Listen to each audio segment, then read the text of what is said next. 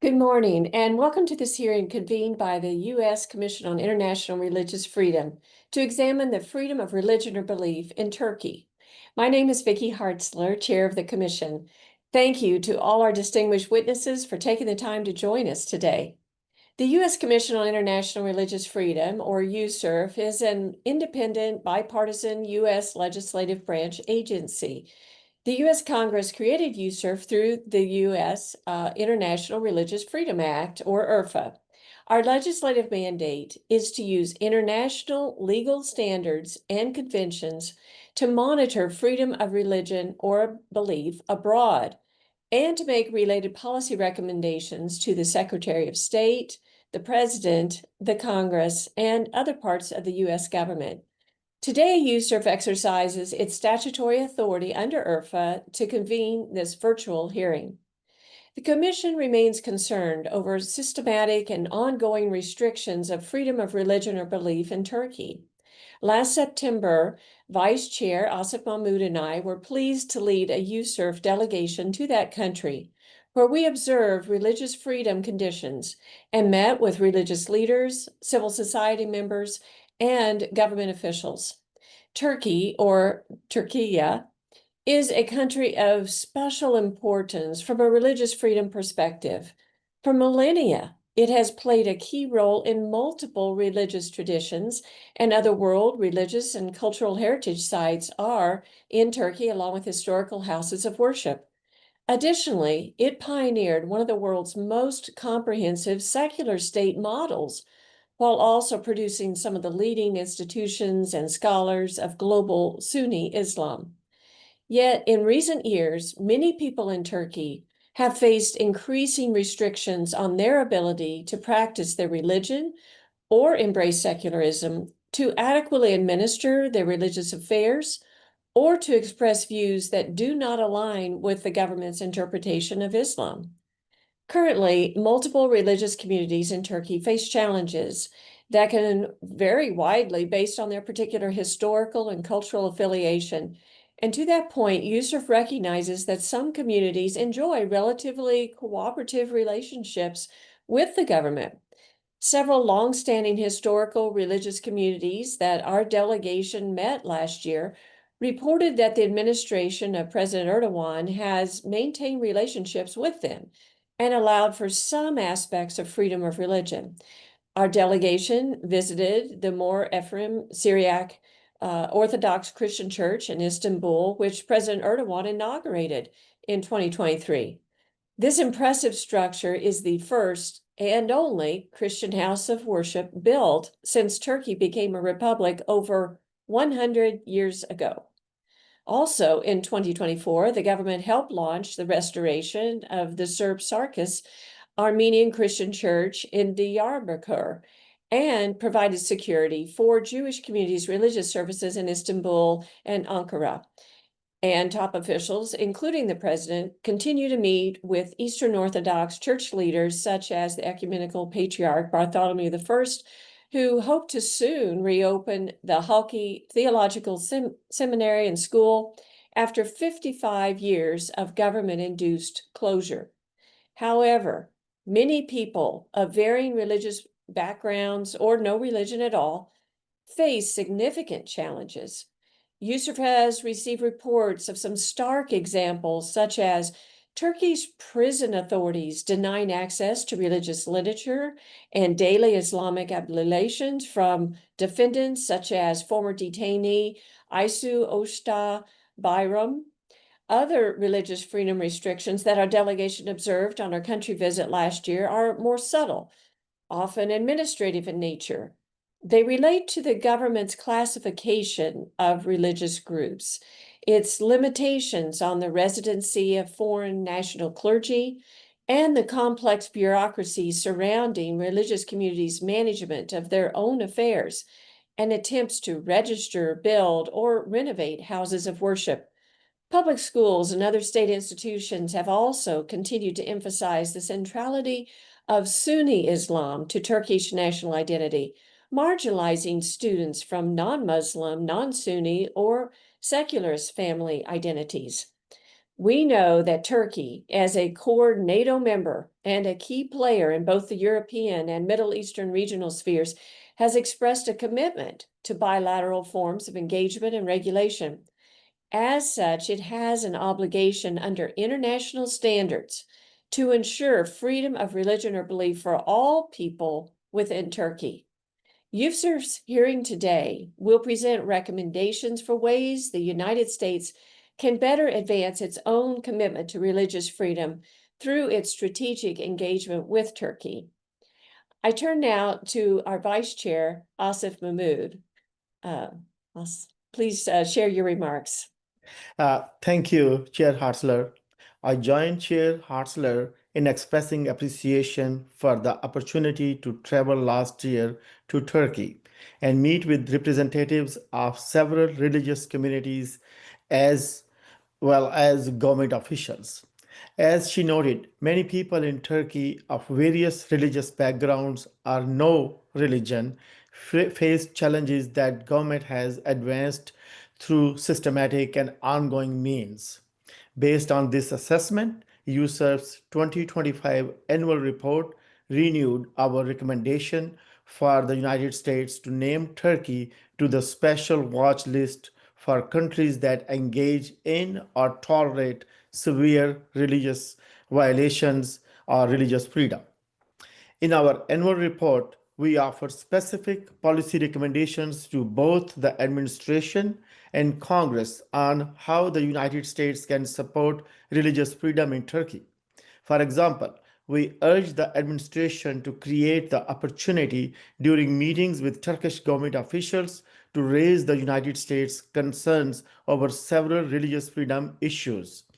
The United States government should use such diplomatic channels to highlight the struggles of Alevis, Jehovah's Witnesses, evangelical Protestant Christians, and other religious minorities in obtaining legal status as religions and in securing approval for their houses of worship.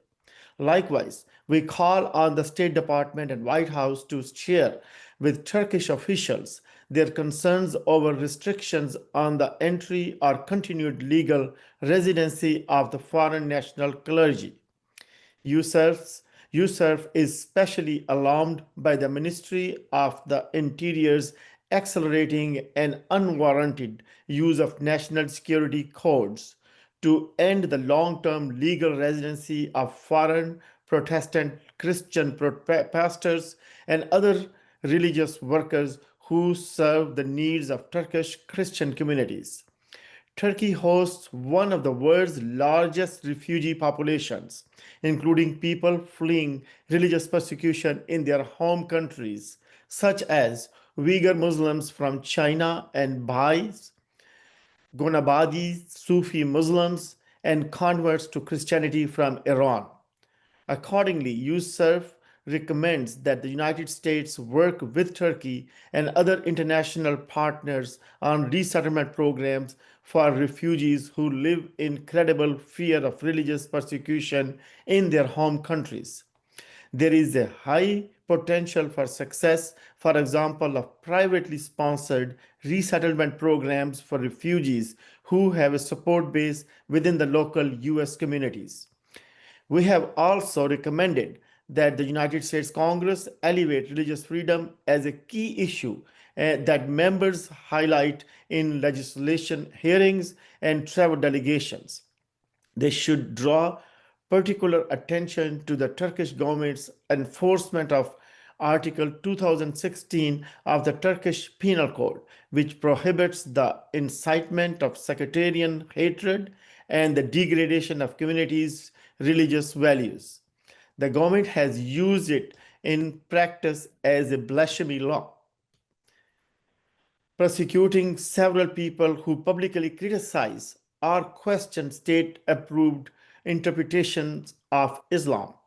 Congress must also highlight other laws and processes in Turkey that limit religious minorities' legal status, houses of worship, and access to clergy. Such actions from our elected representatives sends a strong message that the people of the United States value freedom of religion or belief, and that we rightly concerned when our partners like Turkey limit the essential right. I will now return the floor to Chair Harsler to introduce the witnesses. Thank you, Vice Chair Mahmood. Our hearing today will start with submitted testimony by U.S. Representative Gus Bilirakis. Representative Gus Bilirakis, he cares passionately about religious freedom in Turkey, and he is the chair of the International Religious Freedom Caucus in Congress. And he's been good enough to share these remarks today. So I'm going to read his remarks for him. He says, Chair, Commissioners, thank you for the opportunity to testify on the state of religious freedom in Turkey. I, Representative Gus Bilirakis, speak today not only as a member of the Hellenic Caucus or an Orthodox Christian, but as someone deeply concerned for the survival of ancient Christian communities and the principles of religious liberty that bind us all.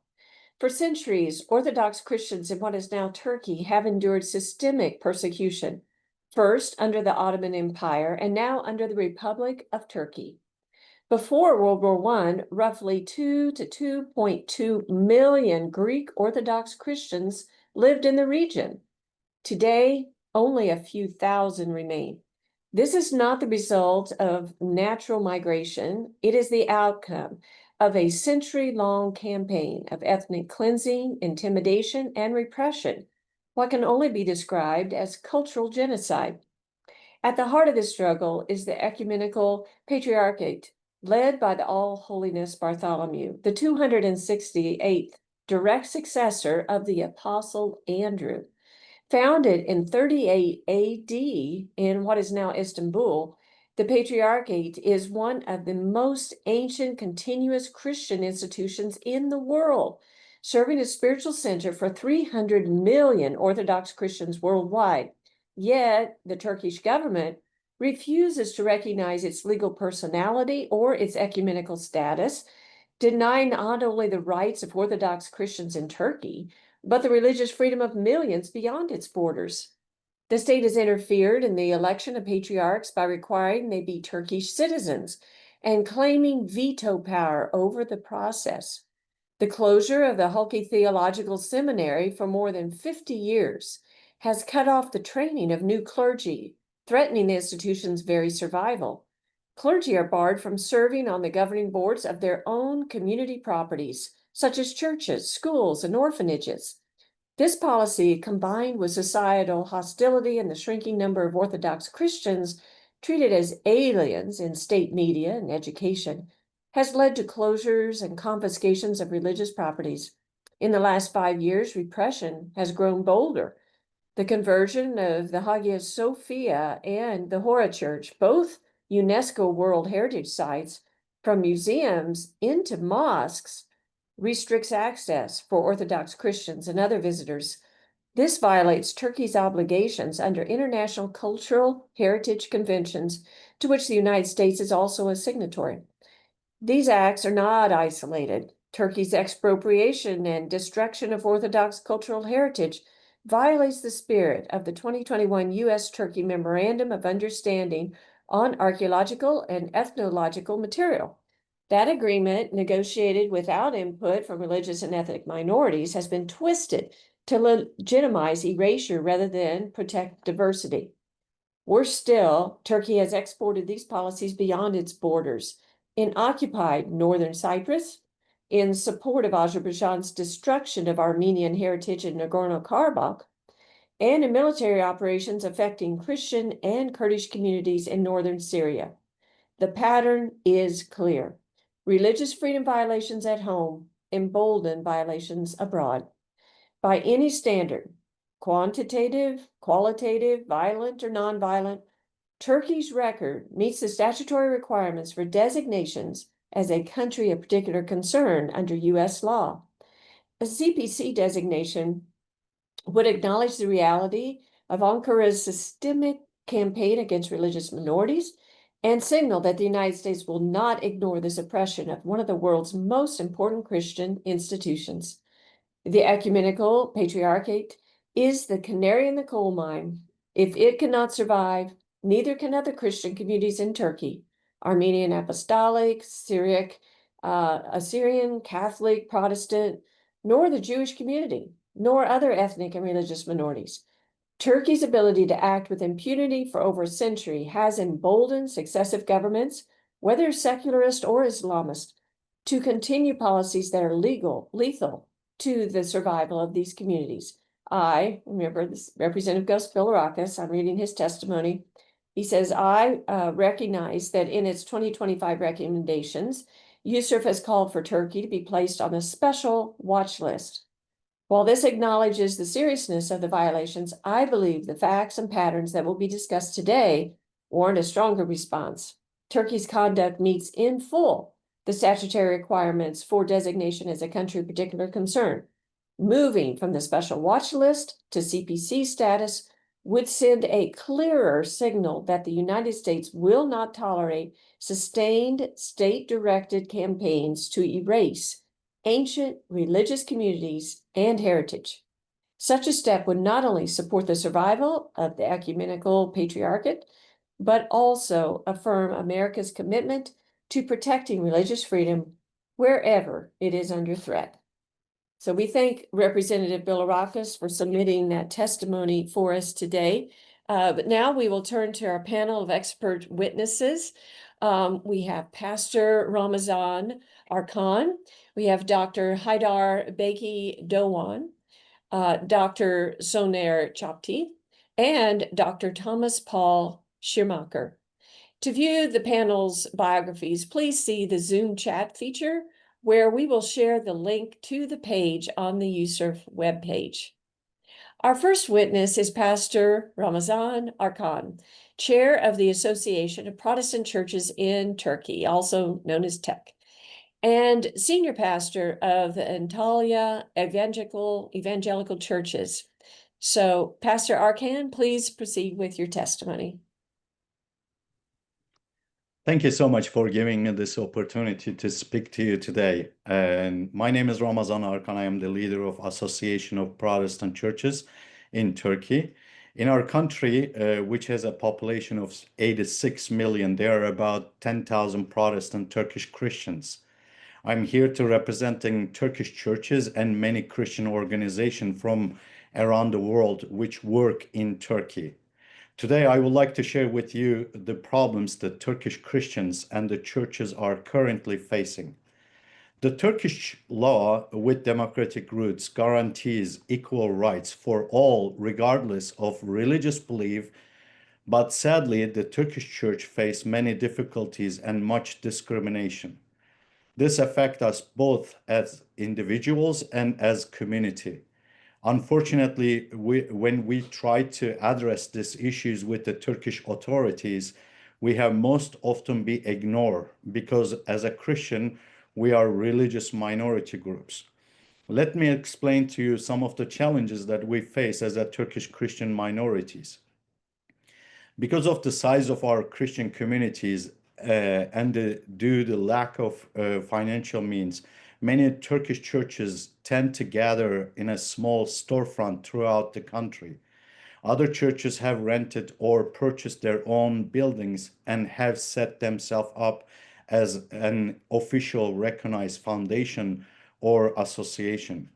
However, none of those churches are legally recognized as an official place of worship or church.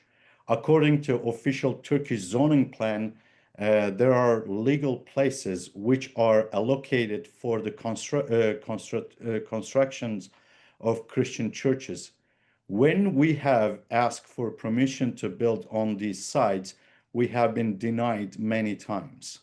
Additionally, there are historical church buildings which church should have right to use as meeting place, but the church has not been able to obtain permission or to gather and worship in most of those buildings.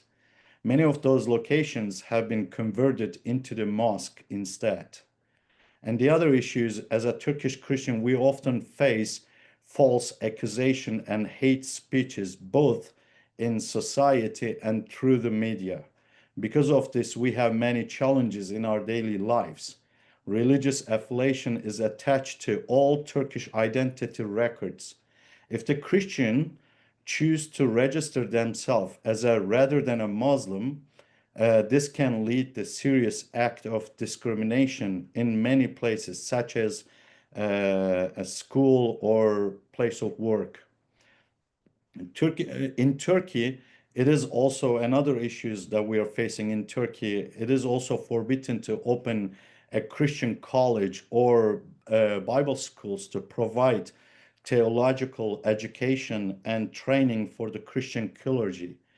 We are not allowed to award official diplomas for those who want to serve professionally as a pastors in churches. Turkey has been allocated the rights from the other European countries to send imams or Islamic leaders to work in the mosque in their countries. However, as a Turkish church, we have been not being legally permitted to bring foreign Protestant clergy from outside of Turkey to serve in our churches.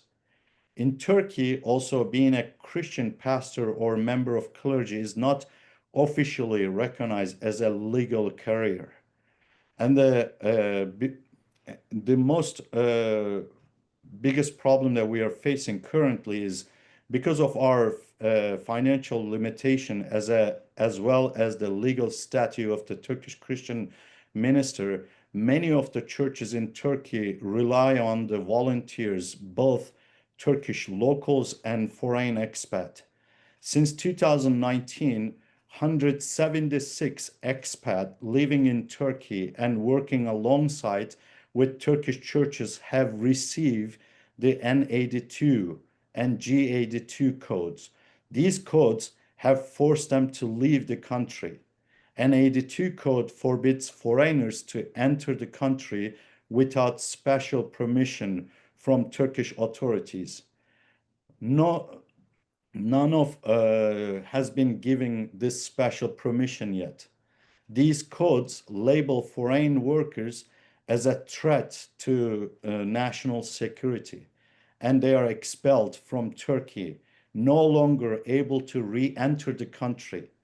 In total, there have been approximately 385 foreigners living in Turkey and supporting the Turkish churches who have had their resident permits revoked and have not been allowed to re-enter the country.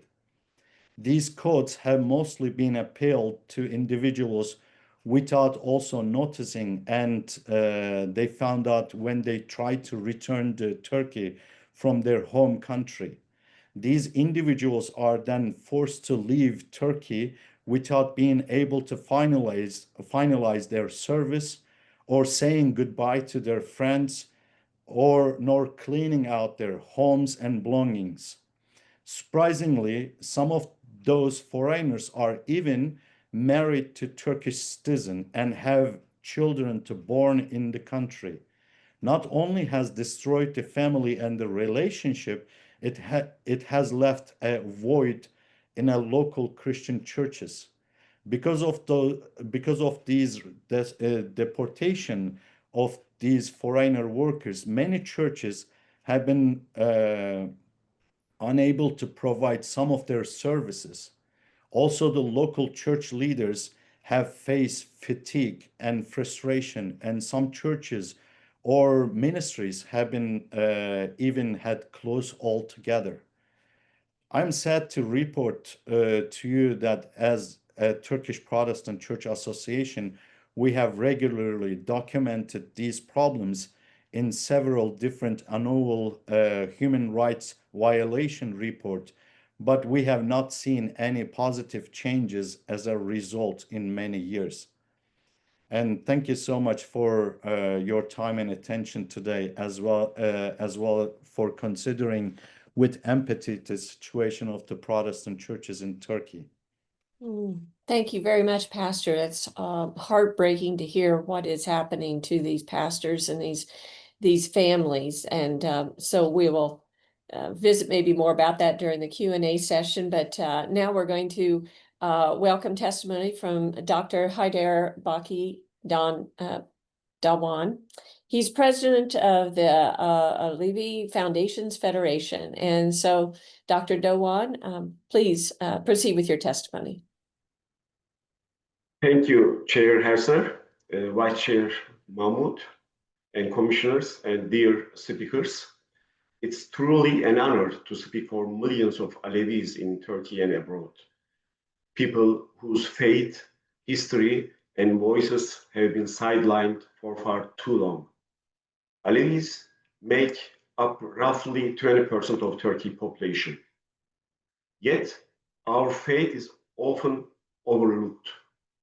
I'm not here to lecture, but if I want to give a glimpse of what it means to live as an Alevi in today's Turkey and why recognition matters so deeply to us. Alevism is part of the Islamic tradition, but it's a distinct path. It has its root in the traditions and the customs that Turkish people had lived in Turkestan brought to Anatolia. Also has rooted in love for the Prophet Muhammad, Hazrat Ali, his family Alevis, and the 12 Imams. It's built on equality between men and women, on justice, and on inner spirituality. Our places of worship are called Cemevi. We gather for a ceremony called the Cem, which blends poetry, music, moral teaching, and ritual. We pray in Turkish, not in Arabic. Men and women pray together, and women can even lead prayers. We fast during the month of Muharrem instead of Ramadan, remembering the tragedy of Karbala. And our spiritual leaders, called Dede, are respected elders who trace their ancestry directly to the 12 Imams. They guide us in a moral and spiritual matters, not in state of law. These differences from Sunni Islam are fundamental, but in the eyes of the state, Alevism is still treated as folklore or cultural heritage, rather than living a faith. This has consequences. Our Cemevis are not legally recognized as house of worship. Our children are forced into mandatory Sunni-focused religion classes. Our spiritual leaders have no legal standing, and court rulings, even from the European Court of Human Rights, calling for equal treatment, have often been ignored. Some steps have been taken. In 2022, the government created the Alevi Bektashi Culture and Cemevi Presidency, providing some funding. But it remains under the Ministry of Culture, not part of the country's official religious framework. This keeps us in a cultural heritage box, rather than acknowledging Alevis as a living faith community. We also formally demand from the government that legal protection of Cemevis as official houses of worship, equivalent to other religious institutions. We must be able to practice our faith in Cemevis freely. In practice, we do, but this freedom should be guaranteed by law and public servant status for personal servants in Cemevis. Also, recognition and public status for Alevi spiritual leaders, Dede and Baba, as official spiritual authorities. Also, equal access to public employment for Alevis based on merit and impartiality without faith-based discrimination. Alevis should be protected from bias in public institutions and public spaces. Then the reform of religious education. Mandatory courses should be optional. Alevism must be accurately represented, and inclusive elective courses should properly convey the faith. Theology faculties should include dedicated programs, and all students should learn about Alevi beliefs and tradition. Finally, hate crimes. Systematic hate speech and discrimination against Alevis should be clearly recognized as crimes with strong penalties to deter them. Prejudices against Alevis have existed for centuries, and they continue today. These measures would increase understanding, visibility, and respect for Alevism while promoting fairness and equality across society. Our community continues to face the consequences of non-recognition of Gemevis, biased religious education, and barriers to equal representation in public institutions. Addressing these issues is not just about fairness, it's essential for building a just and inclusive society. Alevis are not just a part of Turkey's past. We are part of its living, breathing present. We have carried the tradition of Turkish culture to Anatolia with Alevi belief. We have helped shape the culture, music, and moral traditions of the land, and we will continue to do so if we are allowed to live with dignity and freedom. With genuine political will, these changes are possible. Recognition will strengthen Turkey's social fabric, not weaken it. Recognition is not a gift, it's a right, and it's time it was granted. Thank you for listening. Thank you very much for your testimony. Our next witness is Dr. Soner Çaptay, Bear Family Senior Fellow and Director of the Turkish Research Program at the Washington Institute of Near East Policy. So, Dr. Çaptay, please proceed with your testimony. Thank you, Chair Hartzler, Vice Chair Mahmoud, and honorable commissioners for the opportunity to testify today. I've been asked to discuss Turkey's importance to the U.S. as a key NATO ally and Turkish foreign policy today. In the past 2 decades, Turkey's foreign policy has undergone a dramatic shift under the rule of the country's president, Recep Tayyip Erdogan, moving away from its earlier Eurocentric focus. There are many ways to interpret this shift, from the role of religion, i.e. Islam, to the political career of Erdogan. However, I think there's a more dramatic dynamic at play here, one that is informed by shifts in the country's demographics and global identity. About 100 years ago, after the collapse of the Ottoman Empire at the end of World War I, Ataturk established Turkey as a secular European republic. Before its collapse at the end of World War I, the Ottoman Empire was a tri-continental entity. However, the main commercial, political, and cultural centers of the empire laid in Europe. It's not an accident that Ataturk and his followers, later known as Kemalists, come from European territories of the Ottoman Empire. But following the collapse of the empire, modern Turkey constituted not in core European territories, but in core Anatolian territories. Notwithstanding this fact, Ataturk, Kemalists, and millions of Turkish citizens who had been recently expelled from Europe during the collapse of the Ottoman Empire held on to ideas of European statecraft and social life. Accordingly, Ataturk expelled Islam from into the private sphere and picked a singularly European identity for Turkey in global politics. Ataturk's followers, after Turkey became a multi-party democracy in 1950, perpetuated this legacy. However, with the passing of the century, the connection that Turkey's citizens had to Europe became more tenuous. Whereas in the 1920s, at the time of the establishment of the Republic, citizens with European roots constituted half of Turkey's population, by the end of the century, native Anatolians had become a vast majority. The Anatolians are more pious, and they see the world through an Anatolian and not exclusively European lens. I believe that President Erdogan embodies this trend more than being responsible for it. Whereas Ataturk came from European parts of the Ottoman Empire and saw the world through a European lens, Erdogan, who's Anatolian, of course, views the world through an Anatolian lens. This means that today's Turkey has multiple identities, and it's no more has emotional attachments as deep as in the past to Europe. Turkey is also a Eurasian country and the Middle Eastern country. This is not to say that Turkey does not consider itself as part of Europe or the West. After all, Turkey's attempts through the Ottoman Empire to become part of the West go to earlier attempts in the 18th century to become a European society. These attempts are as old as the French Revolution itself.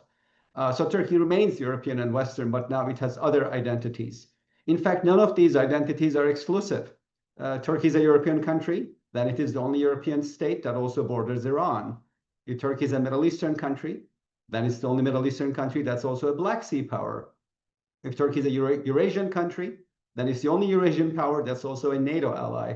All these have significant policy implications for the US. Turkey is also a swing state and the middle power, having built significant diplomatic, institutional, and military capacity globally. But again, considering the class of middle powers, this is the only middle power that is also a NATO ally, which makes it quite consequential for the US. I believe that the United States should acknowledge the multiplicity of Turkey's new global alignments, and it can deal with Turkey the way it deals with other middle powers, engaging with Turkey in areas of cooperation, but not expecting full alignment on all global issues. In this regard, I think great power competition perhaps provide the best area for cooperation. Turkey has built significant capacity, moving away from its European focus earlier in Africa, Central Asia, and Southeast Europe, both hard and soft power. United States can and should partner with Turkey in great power competition in these noted areas against Chinese and Russian influence. Looking at Turkey's more immediate neighborhood, Turkey, which has, and considering President Trump's agenda to end the wars, Turkey, which has effectively ended the war in Syria, continues to stabilize this country. This is another area of US-Turkish cooperation with significant implications for US citizens and, of course, citizens of NATO allies, considering the threats from Syria in the past. Another country bordering Turkey, Ukraine, provides further area for cooperation. Here, Turkey has played its swing state role. It has kept channels of communication with Russia and Ukraine alike. So when and if we have a ceasefire, Turkey could not only host peace talks, but also could help bring yet another war to an end and stabilize one more country with significant implications for US. Considering this mostly positive trajectory of US-Turkish ties, I see problems in the future of Turkish-Israeli relations, especially considering that the two countries are in an unabated strategic competition in Syria. In this regard, President Erdogan, who has great rapport with President Erdogan and Israeli Prime Minister Benjamin Netanyahu, should consider stepping in to impose a détente between the two countries in Syria. In fact, the rapport between President Trump and President Erdogan is the greatest asset in bilateral US-Turkish ties today. This rapport between the principals has allowed them to reset past issues and could also introduce new areas of cooperation, including military sales and other cooperation with Turkey. The rapport between the two presidents and communication should be supplemented by a stronger and deeper dialogue between the two countries' public institutions, government agencies, policymakers, and legislators. Thank you so much for the opportunity to testify today, and I look forward to your questions. Thank you for your testimony. Our final witness is Dr. Thomas Paul Schirmacher, president of both the International Institute for Religious Freedom and the International Council of the International Society for Human Rights. Dr. Schirmacher, please proceed with your testimony. Yeah, thank you very much. I greet you from Beirut, where I just met the President of the Republic and had the chance to talk to some of the patriarchs here, two of whom are of Armenian descent from Turkey. So we did talk about our topic a lot. What I say is mainly based on research in the country and on statistical questions. So let's start out with the matter of religious freedom at the exclusion of Christians. I want to state that the majority of Muslims in Turkey de facto do not experience religious freedom, despite constitutional provisions to do the contrary. as they do not have the right to choose their religion or worldview, and especially they do not have the right to choose which version of Islam they want to follow. This is true for Sunni Muslim groups. Please be reminded that most of the Kurdish Muslims are Sunnis, but follow a different version of Islam. This is true for non-Muslim, for non-Sunni movements. We heard about the Alevis already, but this is true for other Shiites too. I should mention the Gülen movement, the Sufis, a lot of Sunni movements that don't have the freedom to live their version of Islam in Turkey. The Jewish population has fallen from 120,000 in 1948 to just over a tenth of that today. Also, the Turkish state officially supports them, and synagogues can be renovated. Jews still face public discrimination, especially fueled now by Erdogan's statements about Israel, which makes everyday life very difficult. An interesting topic is that it is very difficult to be an atheist, a follower of a non-theist worldview in Turkey. If it becomes known, people can lose their government jobs or face worse consequences. Surveys show that the percentage of people identifying as atheists or non-believers increased from about 2% in 2008 to 8% in 2025. And most interesting, among the Gen Z, this percentage is up to 28.2%, which means that beside the Alevites, this is the second largest group in Turkey that does not really have the right to freedom of religion or belief. Now let's turn to the Christian minorities. The government estimates that there are about 180,000 Christians in Turkey. If that would be 0.2%. The reality, of course, is if you include all the refugees, people living from the Armenian side that de facto live on the Turkish side, we talk about 220 to 370,000 Christians in the country, which would be 0.4%. And of course, you deserve freedom of religion, of belief, no matter whether you have a passport of the country or not. It's a human right.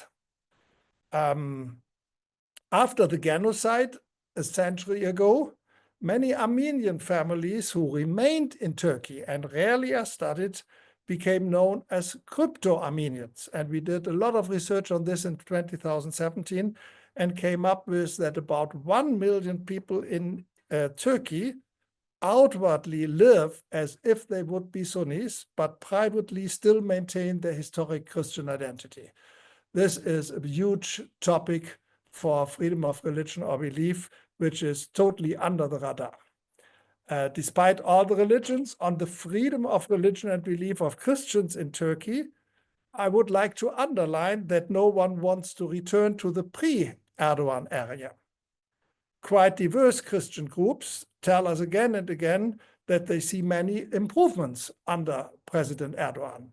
The reasons for the discriminations pre-Erdogan were totally different ones. But there is no real hope for a lot of Christians if the largest opposing party, the CHP, founded in 1923 as a Kemalist party, would come to power. They probably would discriminate a lot of Christian minorities, but for totally different reasons than the government of President Erdogan does it.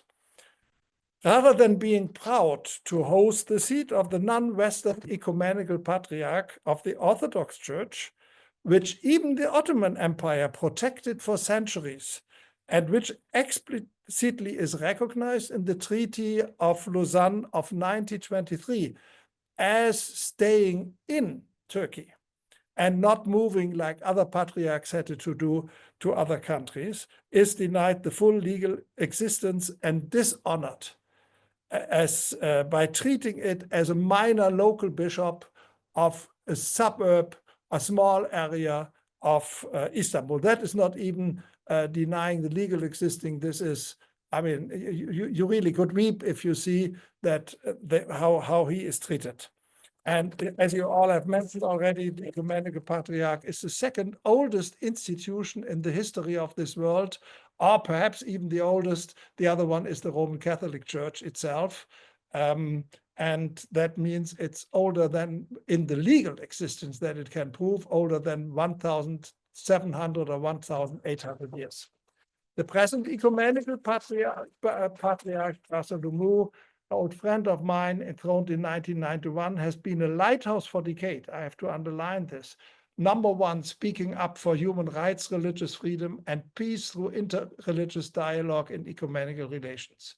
And he's doing this despite having almost no funding because of the political situation, and three, having no political backing from the state. So he, in his role, he only has his immense moral authority, not only from history, but from his character and what he actually has done. And I really have to recommend him that in the midst of all the discrimination and the dishonoring he experienced, he has been a champion of Turkey, of freedom of religion in Turkey, and of interreligious dialogue.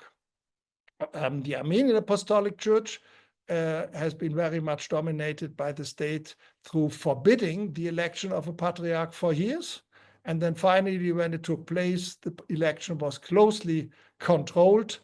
The same in principle is true for the Orthodox Church, but as the Ecumenical Patriarch is in office for so long, there hasn't been the need for an election. But if an election comes, it surely will be as closely controlled as the Armenian one.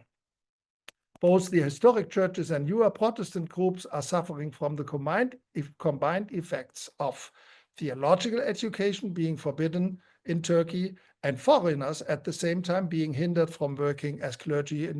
In my longer statement, you will find the details, you will find the numbers. What can we do? In general, engage in a broad dialogue with designate, which is the presidency of religious affairs, by faith-based actors worldwide. I have a lot of experience this, and I ask you to urge religious leaders from all over the world to visit Turkey and talk directly with the presidency. Number two, visit the leaders of institutions of minorities, religions in Turkey as often as possible, as your commission has done it, but we should urge other groups as well just to visit them. The pure fact that they are visited makes it different. And then, of course, what should we promote or ask Turkey itself to do?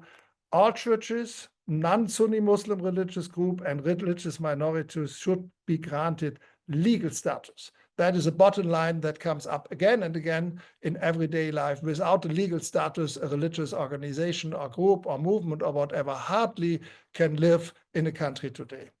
And then the Ecumenical Patriarch should be granted legal status and full recognition of his historic and international role, and allowed to do that.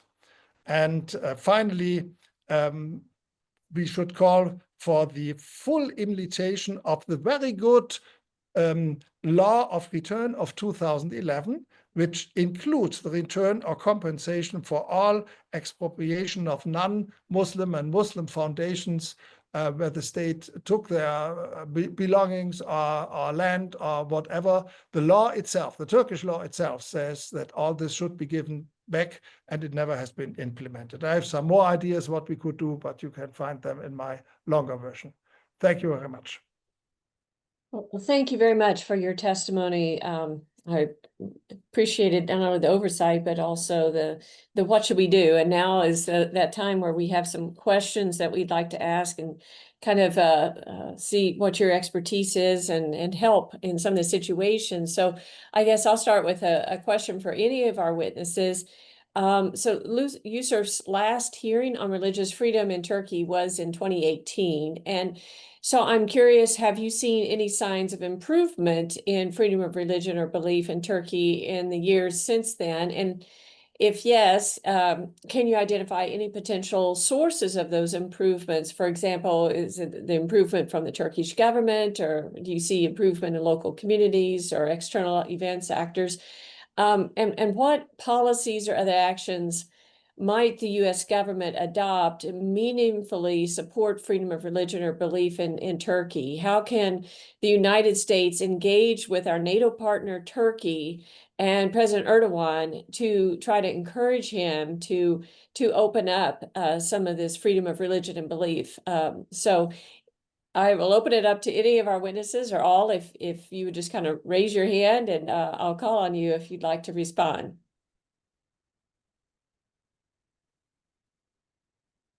Okay, we'll start with Dr. Schirmacher. Well, I mentioned already knowing the head of Diyanet and having worked with them, there still is a great openness to meet, to talk, for dialogue.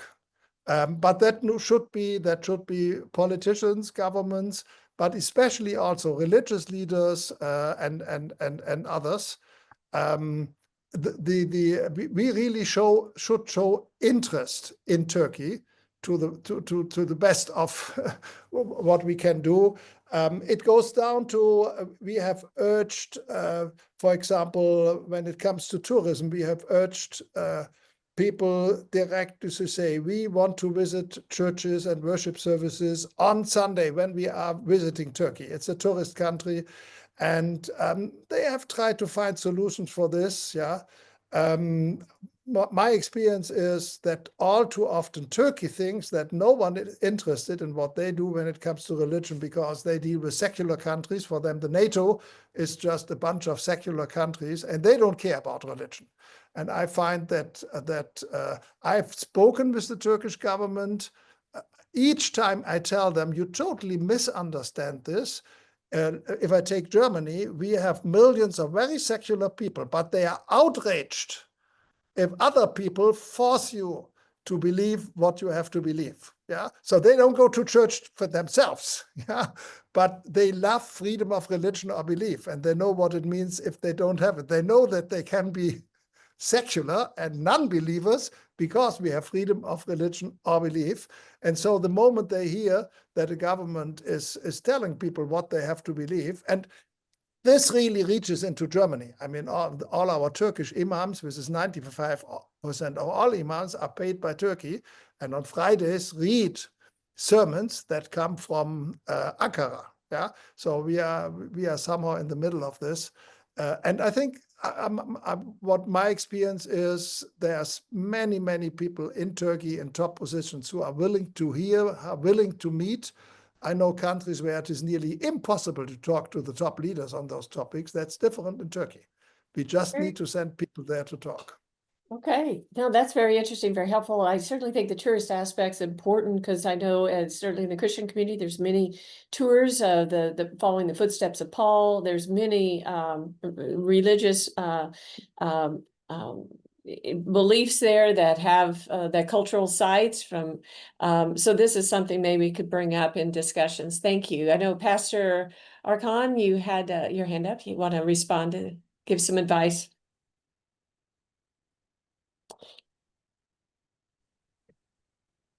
I think one of the biggest thing is that I can advise Protestant representatives should be invited for the official meetings and open the channels of dialogue, and must be established, because there's a lot of situation or the problems that we are facing. I believe that we can solve these issues with the dialogue, but there is no dialogue that we are receive. We've been ignored.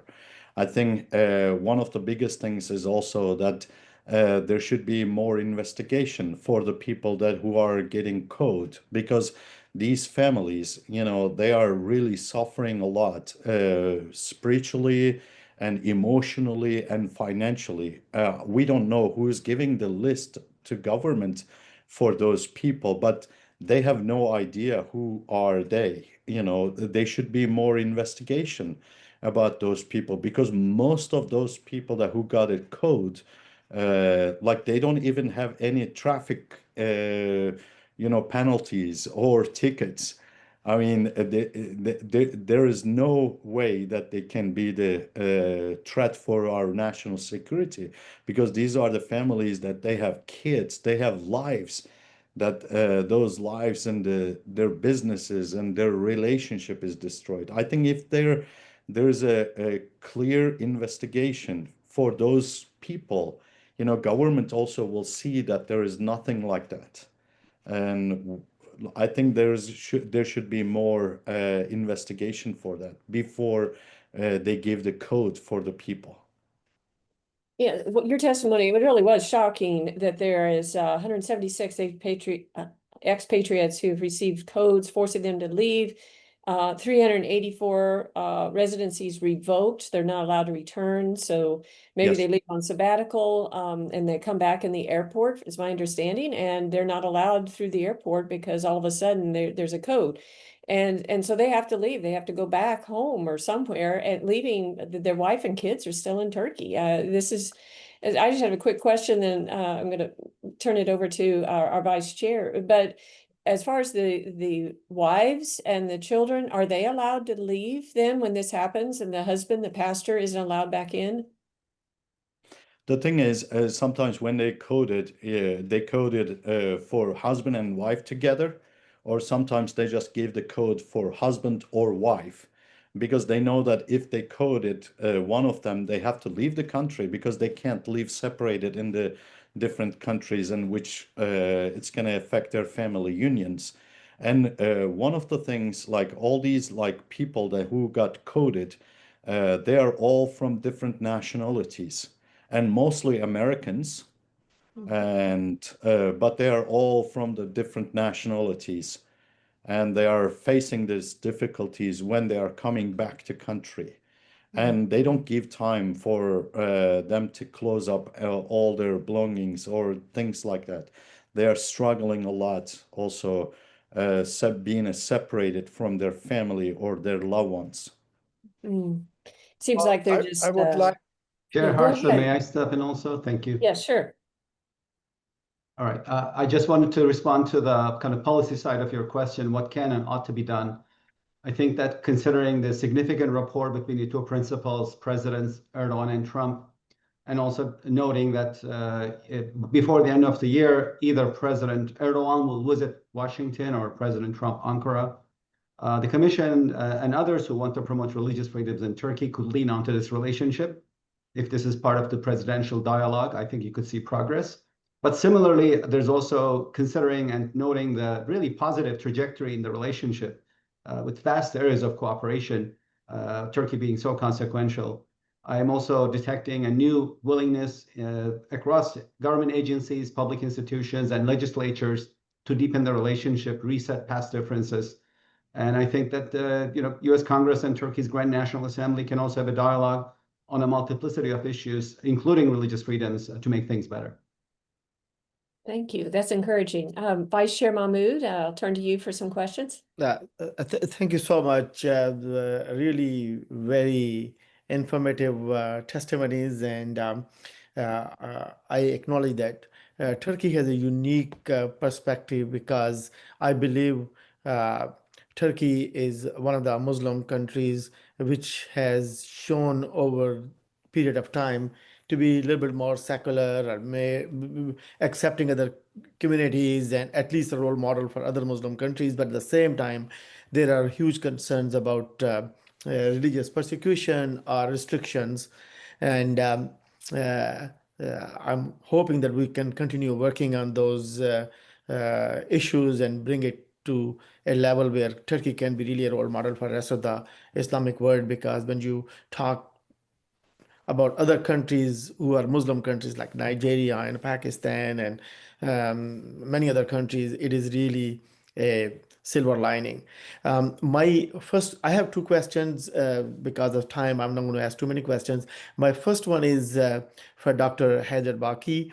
Uh, uh, Dr. Heather, your very concise statement is really very informative, bunch of information.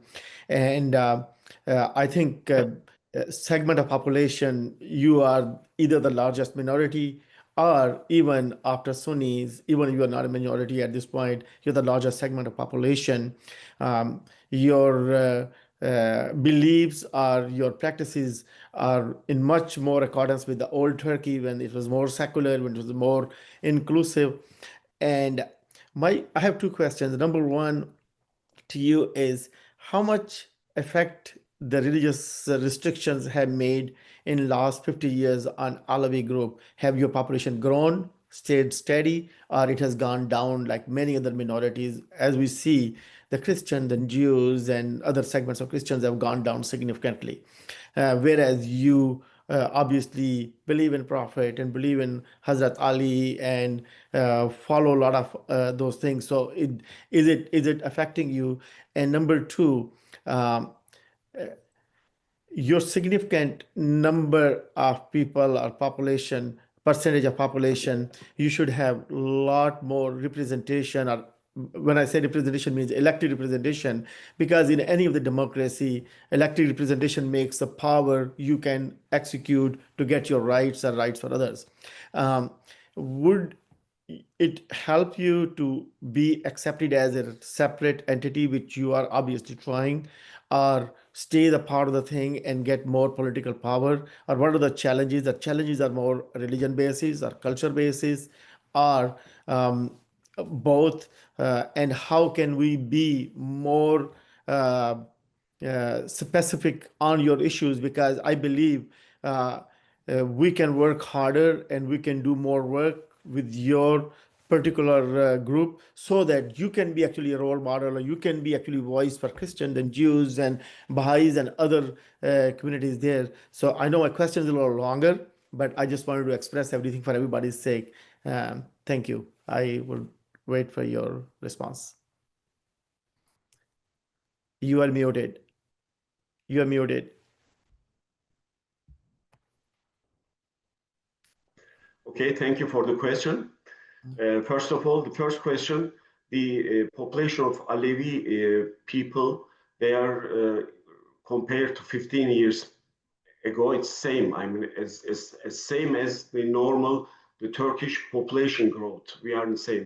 Therefore, we can say that there is a pressure and discrimination against the Alevi people, and that's why people, they are changing their beliefs to other beliefs. We can say that because the Alevis is one of the beliefs that for centuries they have suffered a lot, they have been massacred a lot, but they didn't give any compromise for their belief. That's why it doesn't. It's not going to make any difference. It doesn't matter what kind of pressure or what kind of obstacles that they bring to us. And the second question about the Alevis being a power, and the population of the Alevis is big, and why they are not so represented in political arena. Actually, the CHP, the People Republicans Party, they are mostly the one of the party that the Alevi people support, and most of the, not most of the, but many representatives in the parliament, they are Alevi, and they are origin of Alevi. And also the HDP, now is them, the Kurdish Nationalist Party, they have also have some representatives from Alevi people. But when we look at the AKP, the party that President Erdogan leads, there right now, I think there are about 300 or 300 parliaments, the members in parliaments, but none of them is Alevi. Can you imagine that they have 300 parliaments, but none of them is, there's a big discrimination against Alevi community in this AKP, and also not only in the political arena. When we look at the governors of the cities, when we look at also some rectors at the university, when we look at the other government officials, and the Alevis, they are discriminated really so hard. But what we demand, actually, our demands, they are in Turkish and international law, the Article 10 of the Turkish Constitution. There is an equality before the law. and also Article 24 is the freedom of religion and conscience, but none of them has been implemented, and it's not implementing. That's why what we can do, we need to advocate for the full legal recognition of Alevism and Cemevis, and that's our legal point actually here. And the monitoring and reporting on Turkey's compliance with religious freedom commitments is also very important. We find that it's really big deal about that, and also try to have the dialogues with the all religious groups in Turkey is also important, and the supporting the Alevi civil society organizations and diaspora. Also, there is a big diaspora in Europe too, and it's also this diaspora communities working for rights and reform, and also working with them are important. But as I say, actually we have a constitution in everything. We have articles, we have also all right, everything is constitution, but our constitution are not being implemented by the government. That's the problem. Thank you very much. I want to give Dr. Schirmacher an opportunity to jump in here. Yeah, I would like to add a perspective from Germany. I'm from Germany, as you know. We have more than 500,000 Alevites that moved to Germany. Some of them, of course, to find work. But when I speak to them, for the majority, it has been the matter of religious education. Yeah, they cannot educate the children according to their beliefs. In Germany, we have religious education in school, but it is run by the religious communities. But so it is, you have it in school, it's public, it's paid by the state, but it's run according to the rules of the religions. And the Alevites have their own religious education in school parallel to the Sunnite religious education. And this is a very prominent reason for Alevites to move to Germany. And to add to what you say, we have more Alevite members in parliament and in the government. We have a minister that is Alevite from Alevite background than Turkey. Yeah, Germany, it's perhaps 0.5% of the population are Alevis. Yeah. And because they come and they are in Germany, the Alevites are proponents of freedom of religion and of belief. They do not only ask for their own freedom of religion, but because they know what they are talking about, they push that for the whole country. And I think you have mentioned the diaspora, that a dialogue with them and what this can bring back to their home country, I think that can be a very relevant topic. Very, very interesting. Thank you for that perspective. We now turn to Chair Hartzler, may I also step in? Oh, sure. Thank you very much. Regarding the issue of religious education in Turkey, I was born and raised in Turkey, and I think this is an ongoing debate. Right now, there is compulsory religious education in public school system where Islam is taught. Non-Muslims are allowed to opt out of this class, so that's an onerous burden in my view. And non-Sunni Muslims cannot opt out, which is a bigger and more simple and direct burden. I think to avoid and bypass these burdens, a change could be made very easily. Instead of opting out, parents and students can opt into religious classes in schools so they can choose to go instead of the current regulation where they have to opt out or are not allowed to opt out. The fix could be as quick as that. Thank you very much. When we were there, I understood, though, that even though you opt out of the official Sunni class, there really wasn't the elective options. So you still basically had to. So you want to respond to that, Dr. President, I'd like to add something here about the mandatory religious classes in Turkey. Right now, for example, as Alevi people, if we don't want to attend the mandatory religious classes, the Alevi people, they should prove that they are not Muslim. If they prove that they are Muslim, they are not Muslim, then they are excluded from the mandatory classes. That's why to the point to the question that Vice President Mahmoud, it's just because of that the Alevi population might sink. Okay, thank you. Real quickly, Dr. Chaptai, and then we'll go back to Vice Chair Mahmoud. I already asked my question. Thank you, Chair. Very good. Thank you.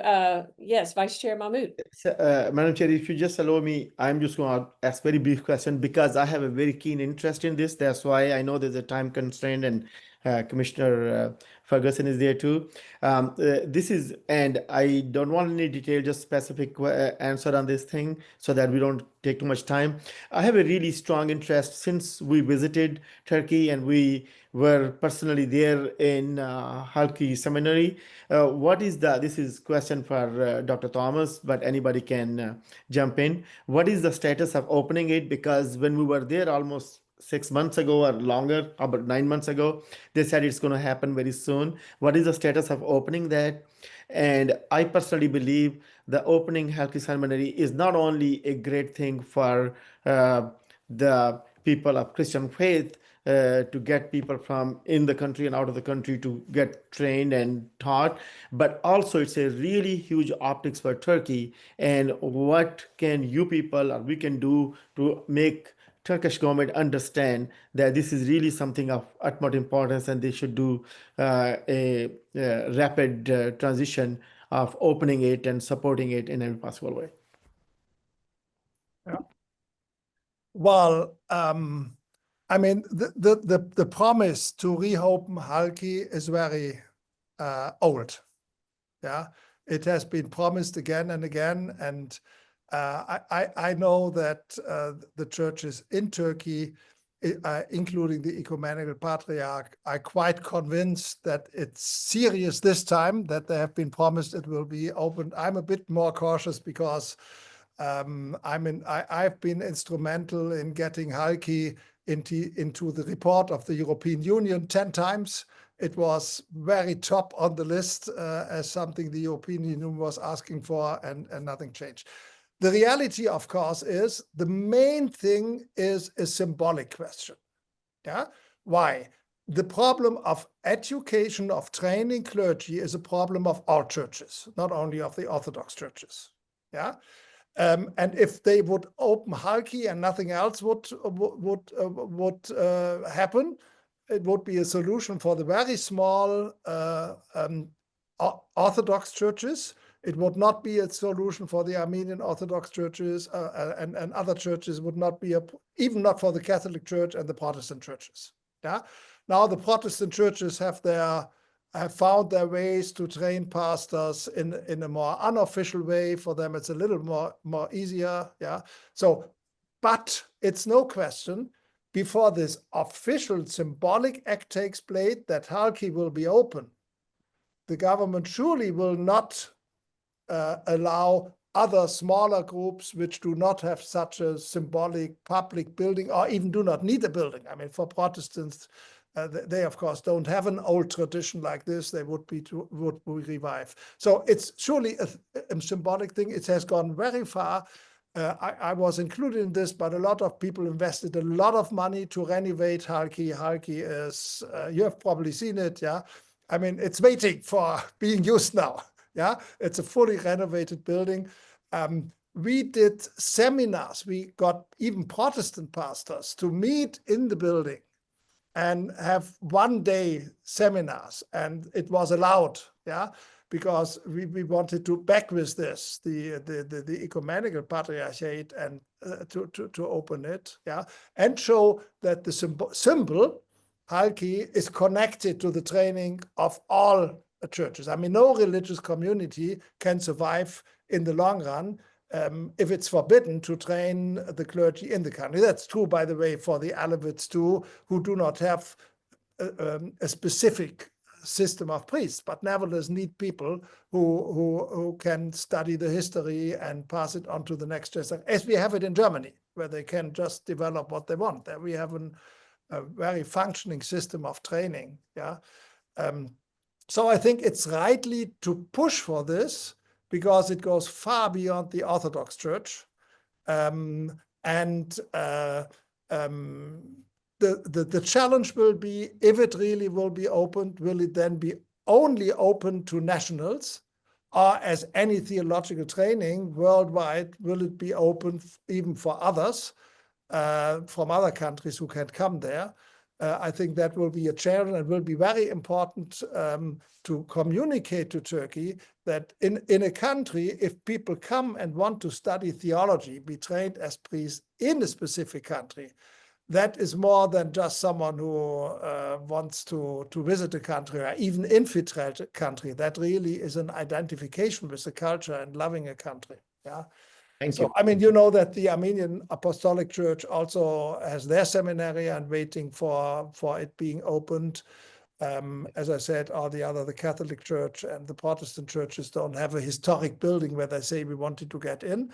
But with the situation that more and more foreign clergy is forbidden, or even clergy married to foreign couples, yeah, this is very urgent. I wanted to add this when we spoke about this matter of.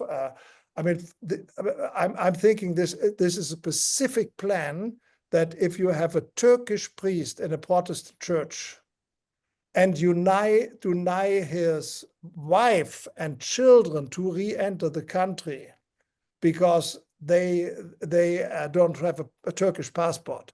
I mean, that's a specific plan to get a Turkish national who is pastoring a church out of the country. Thank you so much. I Yes, think yes. Madam Chair has more people to ask questions, so we Yes. just be respectful. Thank you. Thank you, Madam Chair, please. Yes, thank you so much, Vice Chair Mahmood, and thank you for your patience, Commissioner Ferguson. We appreciate and look forward to your question. Great, thank you. So my question is about the historical religious sites and houses of worship, which are, of course, such an important part of Turkey's cultural and economic landscape and history. But of course, there's this history of the Turkish government's conversion of the former Byzantine-era churches, museums, into active mosques, which has caused a lot of concern over preservation of these religious heritage sites. So I'm wondering if any of our witnesses would like to comment on that or give some examples of how these conversions have threatened not just the cultural heritage preservation, but also, affected religious freedom. And also if any of our other witnesses would like to weigh in on the question of the Halki Theological School, because I think that's such an important question. And I'm curious if any of the other witnesses have a view on how likely is that to actually happen. Mm-hmm. Thank you. Great question. If you just raise your hand, we will go ahead and I'll call on you. Those were some great questions. Yes, Dr. Chapti. Thank you, Chair Hartzler and Commissioner Ferguson. Considering the conversion of former churches, later museums, later mosques, later museums, now into churches again, I would specifically think of Hagia Sophia and others. The Ottomans were quite progressive in terms of religious freedoms. It's not correct that they persecuted Orthodox Christians or others. In fact, the survival of Orthodox Christianity under the Ottoman Empire it's probably happened because of the fact that this was an era of religious wars in Europe, Catholic versus others, and the Orthodox populations found a safe haven inside the Ottoman Empire. The Ottomans are progressive, not egalitarian in the way we understand them. So they did not destroy houses of worship of the Orthodox Church, but they converted them into mosques. It's not something I would approve. Ataturk then converted these Hagia Sophia into a museum, opened it to become kind of the cultural patrimony of the entire humanity. And recently, Hagia Sophia has been converted back into a mosque. I find this slightly regressive in the context of Turkish history, given the trend line, but hoping that this conversion, of course, does not negatively affect the building's heritage. It's part of the humanity's cultural common heritage dating back 1,500 years. But I just wanted to put this into context of the Ottoman relationship with Orthodox Christians. And it was quite tolerant, progressive for its era, if not egalitarian in the way we understand it. And Hagia Sophia and other structures survived because the Ottomans embraced them as monuments from former empires and civilizations. And I think we should held on to these legacies and make sure that they're passed on to the next generations. Thank you, Dr. Schirmacher. You're muted, Dr. Schirmacher. I would like to add that for those, for not only the Hagia Sophia, but also, you know, there are other churches on that are in the line that are threatened, or churches that cannot be used in the moment, but are just standing around.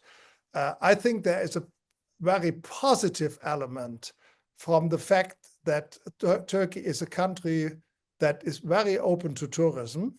Yeah, I would urge tourist groups to specifically mention, we would like to see this and this. Yeah. When we go, we regularly ask for the Hagia Sophia. We ask officially the government and say we are a Christian group. We would like to worship at a central place of Christian history. What can you offer us? Yeah. So they do not offer us normally the Hagia Sophia, but a place nearby. But they get the message. People are still interested. The same is true for some of the churches one cannot use. We request, we want to see this. We can visit the church. Some of them still are museum. Yeah, but we request, we would like to have a kind of worship or prayer possibilities. What can you offer us? Yeah, I think that this is a very positive message. They need to know that this is not just a political question, but there are Christians around. I'm talking to Christians now, Christians around the world who see this as their heritage, as central focus points of a very, very old history. And don't want to make big politics, but they want to come there and pray and ask the government, what peaceful way can you offer us to do this? Yeah, I think this is a very important way for at least 10 churches I know in the moment that are on the stage of a museum, or you cannot even enter them, that they realize there are people around the world who know about those buildings. And they are, in the moment it looks, they are very, very hesitant to go on to change more museums or even churches into mosques. Thank you. Yes, Pastor Arkan.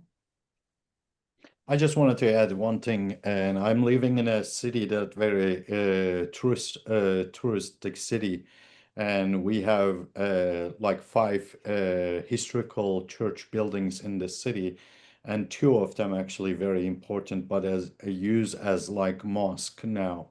And actually, Turkey is trying to be part of the European Union or trying to be more open with Europe. I think this is the one of the way to Turkish government can show that this country is welcoming people, you know, from other country if they open these places for more worship for the Christians. And this is the one of the way to show people that Turkey is a religious freedom. Yes, thank you.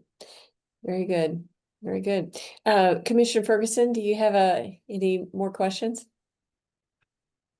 Okay, very good. Well, thank you. As we near the end here of our time together, I just want to give the opportunity to all our witnesses. If you have one more thing that you wanted to add regarding religious freedom in Turkey, we certainly welcome. Do you have any additional comments anyone wants to make? Okay. Well, we have talked about a lot of important things here, and certainly at USCIRF, we are supportive of the people of Turkey, and we want to see them have as greatest religious freedom as possible. This has been very instructive. I want to thank all of our witnesses today for sharing your insights. We want to thank everyone who watched, and know this will be on our website if you wanted to watch it later. So thank you again for participating, and I now call this hearing adjourned.